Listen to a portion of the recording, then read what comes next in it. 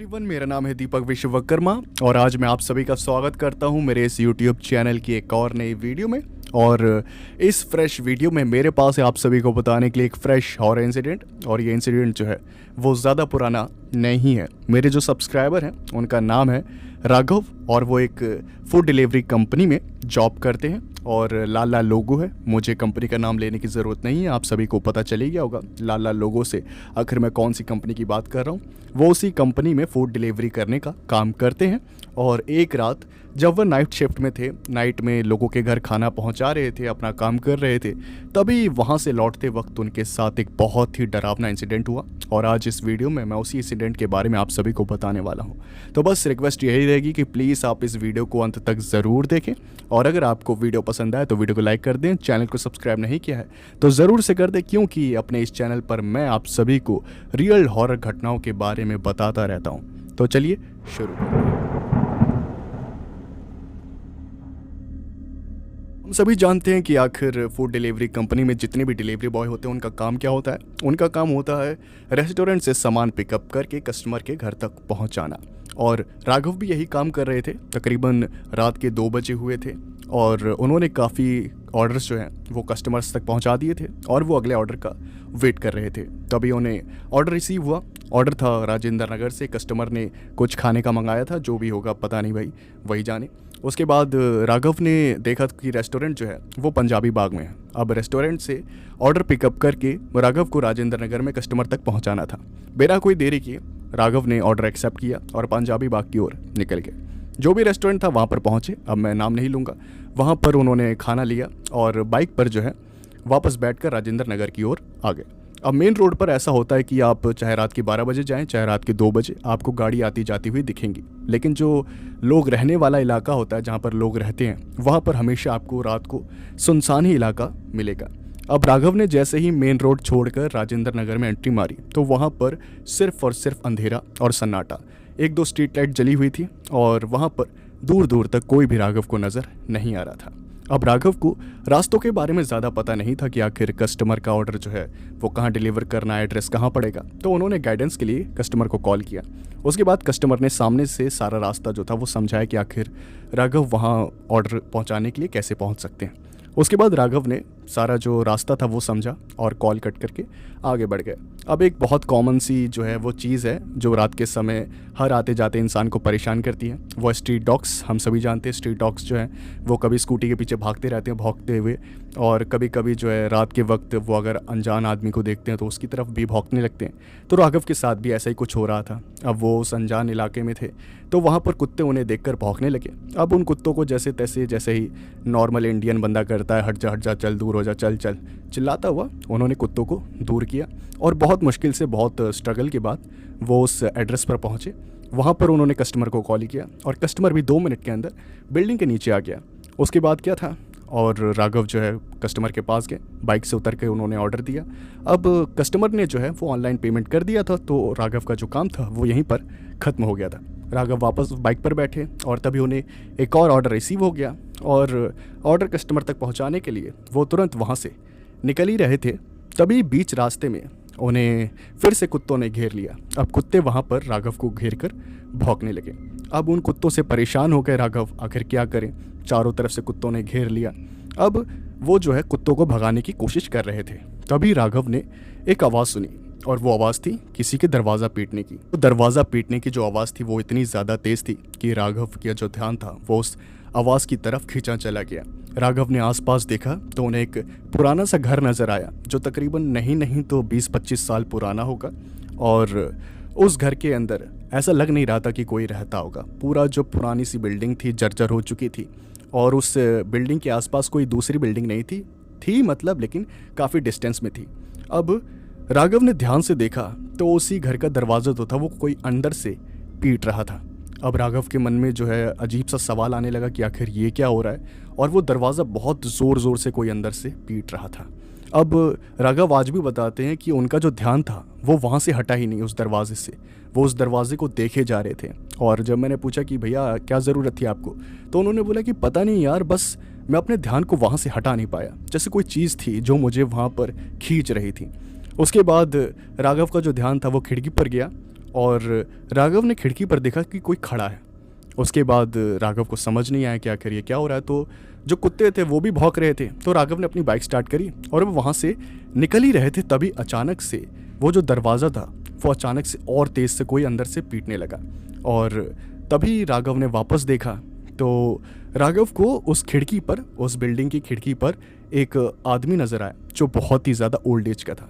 अब राघव का ध्यान जैसे उस आदमी पर गया तो वो आदमी बहुत ही ज़्यादा परेशान लग रहा था और उस आदमी ने हाथों से इशारा करते हुए ऐसे ऐसे राघव को बुलाना चाहा। अब बुज़ुर्ग आदमी था, राघव से रहा नहीं गया। उसे लगा कि शायद उसे कोई हेल्प की ज़रूरत हो, इसलिए राघव को इग्नोर करना बिल्कुल भी ठीक नहीं लगा। और राघव तुरंत जो है वो उस बिल्डिंग के पास गए और खिड़की के पास चले गए। जैसे ही वो खिड़की के पास गए तो वो जो बुज़ुर्ग आदमी था वो वहाँ से पता नहीं गायब सा हो गया।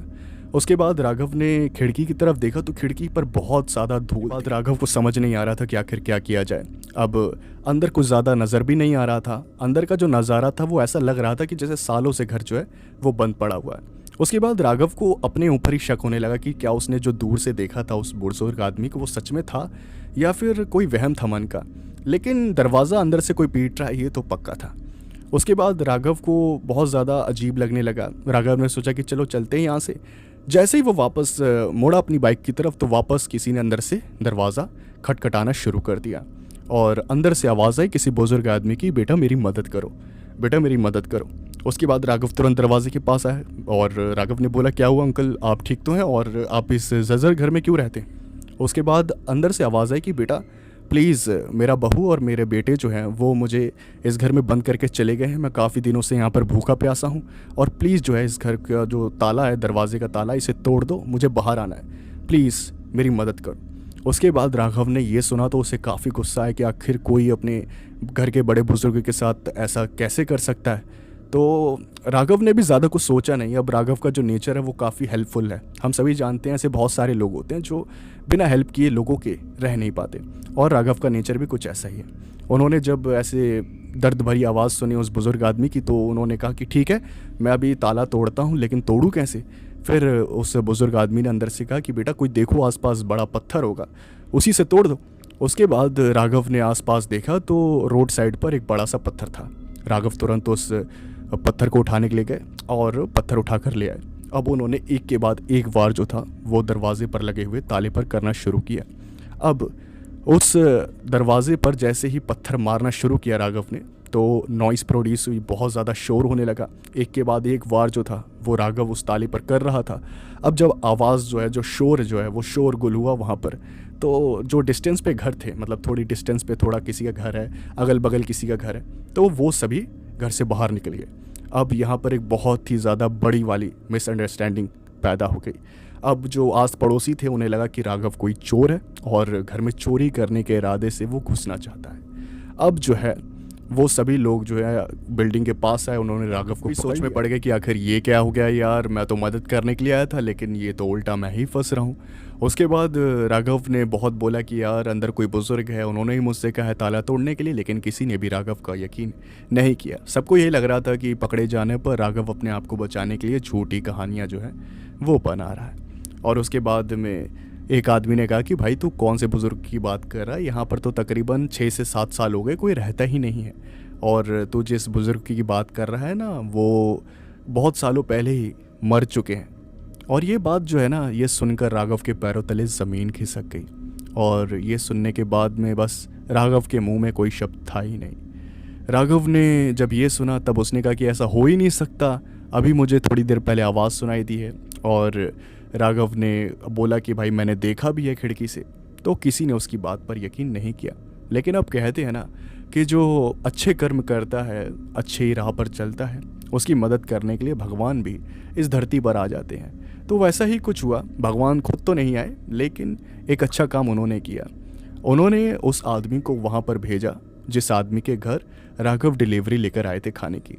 वो आदमी भी आ गया वहाँ पर। उन्होंने देखा कि भाई राघव को पकड़ कर बैठे हैं और उस आदमी ने कहा कि भाई इसे क्यों पकड़ा हुआ है, ये तो अभी अभी मेरे पास खाना देकर गया है। और राघव ने जैसे ही उस आदमी को देखा तो बोलने लगा कि सर देखिए ना, ये मुझे पकड़ रहे हैं और मैंने अंदर से एक बुज़ुर्ग आदमी की आवाज़ सुनी तो उसे बचाने के लिए मैं ताला तोड़ रहा हूँ और ये लोग मुझे चोर समझ रहे हैं। उसके बाद वो जो आदमी था वो उस इलाके में थोड़ा जाना माना था, उसकी चलती थी। तो उस आदमी ने कहा कि ओए इसे छोड़ो यहाँ पर, ये कोई चोर वगैरह नहीं है, और तुम सब नहीं जानते कि इस घर के बारे में कितनी चीज़ें यहाँ पर पहले हो चुकी हैं। जब से वो बुज़ुर्ग आदमी यहाँ पर मरा है तो वो कितने लोगों को दिख चुका है, इसे भी दिख गया होगा। ये कोई चोर वगैरह नहीं है, मेहनत करके कमा कर खाता है, इसे छोड़ दो, यहाँ से जाने दो। उसके बाद में उस आदमी ने राघव को उन सभी लोगों से बचाया और राघव वहाँ से अपनी बाइक पर बैठ गया। उसके बाद में राघव ने कहा कि अच्छा हुआ आपने बचा लिया, वरना ये लोग तो मुझे पुलिस के हवाले करने वाले थे, पता नहीं मेरा क्या होता। उसके बाद उस आदमी ने कहा नहीं कोई बात नहीं, तुम भले आदमी हो, तुम कमाते खाते हो, तुम्हारा कोई कुछ नहीं बिगाड़ सकता, और चलो मैं तुम्हें थोड़ा आगे तक छोड़ देता हूँ और फालतू में परेशान मत होना। उसके बाद में राघव ने कहा कि यार मैंने तो सच में एक बुज़ुर्ग आदमी को देखा ही है और मुझे नहीं लगता कि मुझे कोई वहम हुआ है। उसके बाद वो जो आदमी थे उन्होंने कहा कि मैंने कब कहा कि तुम्हें वहम हुआ है, तुमने उसे सच में देखा है और तुम अकेले नहीं हो। यहाँ से आते जाते हुए बहुत सारे लोगों को वो बुज़ुर्ग आदमी दिखा है और ये कोई पहली बार नहीं हो रहा है, समझे। बस तुम इस हादसे को भूल जाओ, ज़्यादा कुछ सोचने की ज़रूरत नहीं है। बस यहाँ पर 5 साल पहले एक आदमी था जो रिटायर था, अपने काम से रिटायर हो चुका था, अच्छा खासा पैसा था। ये घर देख रहे हो, ये बहुत महंगा बनाया था उसने अपने टाइम पर, और उसका एक बेटा था, उसकी शादी हुई और शादी के बाद वो अपनी वाइफ के साथ विदेश में ही सेटल हो गया, और पता नहीं वहाँ पर जाकर उसे क्या हुआ क्या नहीं, उसने सारे जो लिंक थे अपने फादर से वो सब तोड़ दिए। अब बेटे का जो प्यार था उन्हें कुछ ज़्यादा ही था, उन्हें बेटे का मोह बहुत ज़्यादा था और हमेशा उन्हें अपने बेटे की ही याद आती थी कि मेरा बेटा वापस आ जाए, मेरा बेटा वापस आ जाए। हमने काफ़ी टाइम तक उनका ख्याल रखा, बट बेटे की याद में उनकी जान निकल गई। उसके बाद में हमने सोचा कि चलो जीते जी तो नहीं आया वो राक्षस, लेकिन कांटेक्ट करेंगे और बोलेंगे कि भाई अब तुम्हारे पिता नहीं है, तो क्या पता अंतिम संस्कार के लिए ही आ जाए। लेकिन वो राक्षस पता नहीं क्या बन चुका था वहाँ पर जाकर, वो अंतिम संस्कार के लिए भी नहीं आया।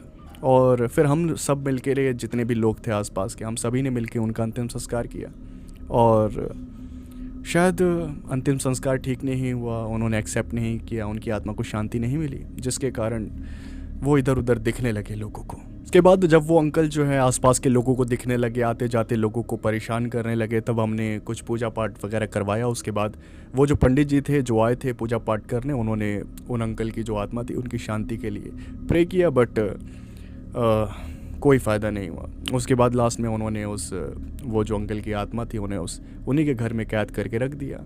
अब देखते हैं उनका बेटा कब आता है, कब क्या होता है। हमने तो बहुत कांटेक्ट करी, बट बेटे का कोई रिस्पॉन्स नहीं आया।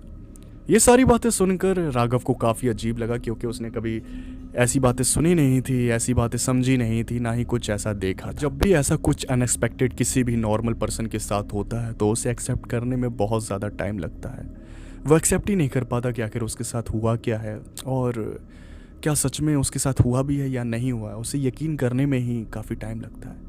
राघव के साथ भी ऐसा ही हुआ, जब उसे रियलाइज़ हुआ कि उसने उस खिड़की पर किसी जीते जागते इंसान को नहीं बल्कि एक आत्मा को देखा था। उसने एक आत्मा से बात करी थी, उसे कुछ भी समझ नहीं आ रहा था, वो एकदम दिमाग से ब्लैंक हो चुका था। उसके बाद वो जो आदमी थे उन्होंने कहा कि मुझे पता है तुम यकीन नहीं कर पा रहे हो उन सब चीज़ों पर, और मैं चाहूँगा कि तुम इन सब बातों को भूल के अपनी ज़िंदगी में आगे बढ़ो। और राघव वहाँ से अपनी बाइक स्टार्ट करके आगे की ओर निकल गया। लेकिन 2-3 दिनों तक राघव आज भी बताते हैं कि उन्हें नींद नहीं आई, ये सब सोच सोच के कि आखिर उन्होंने क्या देखा, और आज भी उन्हें काफ़ी अजीब लगता है उस बारे में सोचकर। और मुझे नहीं लगता कि अब राघव आगे कभी लाइफ में इस मोमेंट को, ये जो इन्होंने पैरानॉर्मल एक्सपीरियंस किया है, इसे कभी भुला पाएंगे। यही थी आज की वीडियो। आई होप आप सभी को इस घटना के बारे में जानकर डर लगा हो, और अगर आपके साथ भी कोई ऐसी घटना घटी है जो बहुत ही ज़्यादा डरावनी है, आप चाहते हैं कि मैं उसे अपनी आवाज़ दूँ, लोगों तक पहुँचाऊँ, तो आप मुझसे कांटेक्ट कर सकते हैं। अपने साथ घटी हुई डरावनी घटना मेरे साथ शेयर कर सकते हैं। अगर आप सभी को वीडियो पसंद आई हो तो एक ही रिक्वेस्ट है, प्लीज़ वीडियो को लाइक कर दें। चैनल को सब्सक्राइब नहीं किया है तो सब्सक्राइब कर दें, क्योंकि इस चैनल पर मैं आप सभी को रियल हॉरर इंसिडेंट्स के बारे में बताता रहता हूँ। तो चलिए मैं मिलता हूँ आपसे नेक्स्ट वीडियो में। Thanks for watching.